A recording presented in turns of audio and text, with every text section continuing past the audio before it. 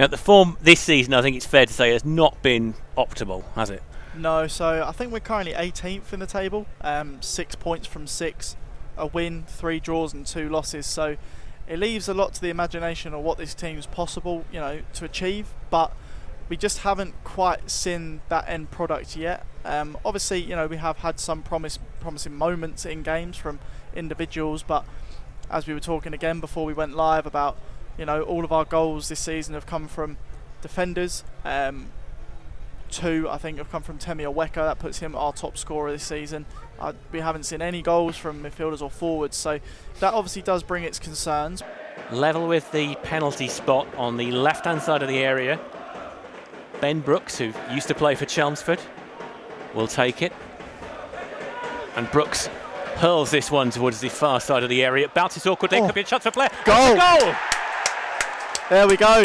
And there's that striker goal we were looking for. Aaron Blair on the score sheet for the first time this season. And it's the simplest of goals. It's one that we used to see so often here at Maidstone. A long throw. Aaron Blair at the far post just tucks it in. He almost couldn't miss. And one of the other things we were saying before kick-off is that we hadn't scored up until now. We hadn't scored before about the 85th minute this season, I think. Exactly the kind of foul that he usually gives away. Maidstone have got a free kick on the halfway line. It's taken by Seaman towards the edge of the area. Fowler is underneath it. Fowler will shoot, and Fowler shoots just over the bar. And that's the first sign of the natives. I think that was a bit harsh, but natives in the main stand getting a bit restless there. It's nothing new here, Fred. It's nothing new. It's a sign that there's a bit of a game on. It's Chelmsford now on the attack. Shot from distance is going to go well wide there. It's the first meaningful move forward we've seen from Chelmsford. It was Donaldson who took the left-footed punt. And very similar to what we saw in the Premier League game, Liverpool against Manchester United. Your defensive players are losing the ball. It leaves a really big open space for them to run into, so we've got to be careful. Could be a ball on here if Chelmsford are alive to it, and they are. And there could be a shot here from Chelmsford. It's just over the bar. It was a bit of a snatch shot from Charlie Ruff in the end. He's one of those guys who, he's not here anymore. You're always going to have a certain amount of affection for him, aren't you, because of what he did for us last year when he was on loan from Leicester. Here's Fonku. And Chelmsford have won it back with Kalala into Ruff, and that's a nice 1-2 between Ruff and Kalala. And Kalala is breaking down the left-hand side. He's to the edge of the area. He floats one in. Should be an equaliser here for Chelmsford. And I think it's gone out off the edge of the box. Has it gone out of play? Just runs into a bit of traffic, and Oguntayo will get it clear. Oguntayo knocking it forward as far as Gurung. And now Greenwich dropping deep. Plays that into the path of Arthur Penny. And now Penny can break down the right-hand side. Playing it out to Osman Foyo. Foyo now cutting inside, rides one challenge, plays it across the area to Ruff. Ruff is going to get the chance to shoot. Ruff does shoot. And as you can probably tell from the ironic cheers from the Maidstone fans behind that, that went high, wide and not especially handsome. Yeah, it's one of these games where you're tempting fate slightly to say it. It doesn't feel like this is going to stay 1-0. Maidstone leading 1-0 because of that second-minute goal, but here comes Chelmsford into the area. Chance for Ruff, and that's a great save by Andre Junior, but the follow-up is in. And there is the equaliser from Osman Foyo. Well, he warned you. Fred did warn you. We did call it. It had been on the cards. Chelmsford had been getting a lot of joy down that Maidstone right in the last few minutes or so. And although Alexis Andre Junior made a great save from the initial effort, was all kitted out in orange. Collins gets that one downfield as far as Gurung. Bounces back to Gurung. Gurung knocks that one forward in the direction of Blair. And Gurung chips it forward for Andrade to chase after. And Andrade wins Maidstone a corner there. He's done really well there. Well, he's given a goal kick. That's... dearie me. I would understand if he's given a free kick, I would understand that. But to give a goal kick there is just cretinous. I think for me, Fred, that Chelmsford are just playing a little bit too deep for us to really get many balls in behind, because their keeper's playing quite far out, and they're not exactly defending on the halfway line. They're still a good third inside their own half. There could be a chance here for Andrade. It's a flicked header. The defender has slipped. He's played it in for Come Blair, on, and Blair is in. Oh, And Blair will lay what's it he off doing? to Fonko, and Fonko will shoot, and it'll go over the bar. Oh, dearie me, Fred. Oh, Maidstone should have scored there. That was a lovely move by the Stones. From the touchline, it's going to be taken by Benton, and Benton almost goes for goal there. Benton saved the bar.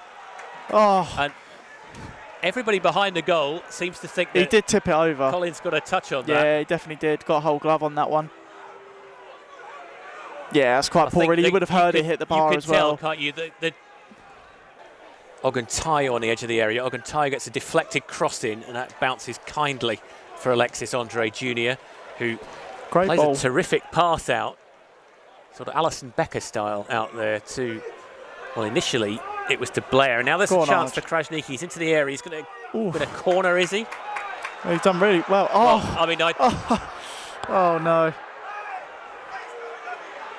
I'm choosing my words carefully here because I realise that we've got a television viewer to accommodate as well as our usual radio listeners. I just don't understand how he's given that. He's booked Krasniqi. I mean, that's terrible. Call it bias, call it what you want, but... Well, I don't think he's biased. I just think he can't have seen it because it's so obvious. Brooks is not hurrying over this throw-in. Hurls one high into the air, falls onto a Chelmsford head, and it's taken on by Seaman. But now there could be a chance here for Chelmsford. There's a heavy touch by the number 18, but he's through on goal. This should be a goal for Chelmsford, and it is a goal for Chelmsford. It's Osman Foyo with his second. And Maidstone find themselves 2-1 down here, having had a corner of throw-in, I should say. And the ironic thing is there was a heavy touch by Foyo. If Andre Jr. had come out, he probably would have got there. As it is, he went back in this second period. Deep towards the far side of the area, and it almost goes in, and Collins has to go full stretch. Approaching the hour mark here, Collins will boot this one left-footed downfield, looking for Foyo, who will have a very strong claim to be man of the match if it stays like it is, having scored both Chelmsford goals and having also looked very useful when he's helped out at the back. Now Maidstone have won the ball back well. We've got to break quick here. They've still got 6 back. Yeah. Here's Brooks coming forward, looking for Krasniqi. Krasniqi has got Gurung inside if he can find him. Gurung has got a chance to shoot here if he takes it quickly. Benton likewise has decided to farm it out to the right to Seaman. Ball will bounce off a Chelmsford player and go back to first Benton, then Seaman. Now Fowler on the edge of the area. Fowler shoots, and Fowler doesn't shoot too far wide. It's just us and the scaffold. It's just us and the scaffolding, yep. Thorne breaks free for Chelmsford down the right-hand side. Chelmsford now working inside to Foyo. Foyo gives it away to Coulthurst, but Coulthurst can't keep possession, and now Chelmsford are attacking on the edge of the area, and there could be a third here. It's gone over for... Ooh, blimey. That, I think, was the sound of Maidstone getting very lucky indeed. Now, the referee was close. Well, I thought we had a near-on perfect view of that, Fred, unless he's jumped over his leg and there wasn't actually the contact there, but... And now Chelmsford are attacking again, and the offside flag goes up, and... This second half, he's not really been tested too much. I mean, obviously, he's had a couple of opportunities to go towards him, but that is just the natural progression of a game, isn't it? You are going to face a couple shots as part of, you know, the kind of momentum in a game. And now Hockey chases the ball down the left-hand side. It was chipped over the top. He's at the byline. He plays it into the area. Brown doesn't get enough on that, and that is it for Maidstone, I'm afraid.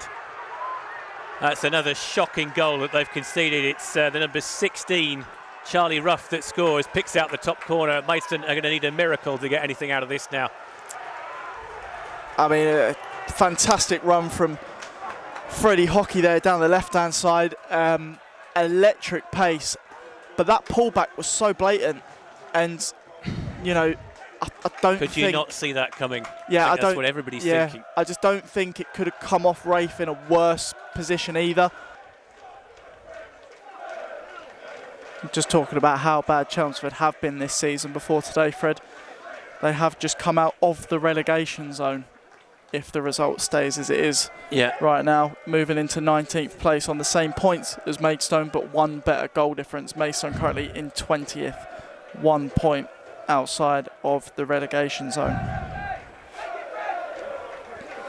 And now there could be a chance for a forfeit here because Hockey is breaking towards the edge of the area. Bentley is the player forcing him wide. Hockey will put that into the box, and Maidstone absolutely shambolic. No. It's 4-1.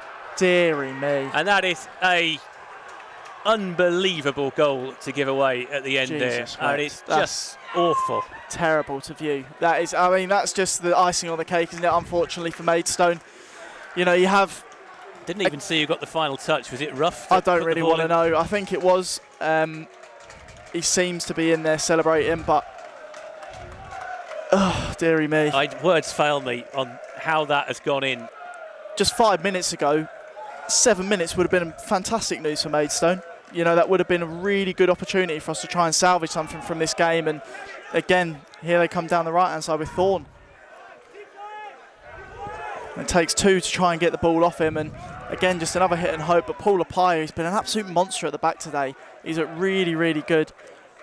Won pretty much every ball that's come his way. He's taken an absolute battering at the back as well at times, and he's just looked great. You just think back to those first 10 minutes, and now there could Surely be a fifth here for Chelmsford, and there is a fifth here. It's Hockey.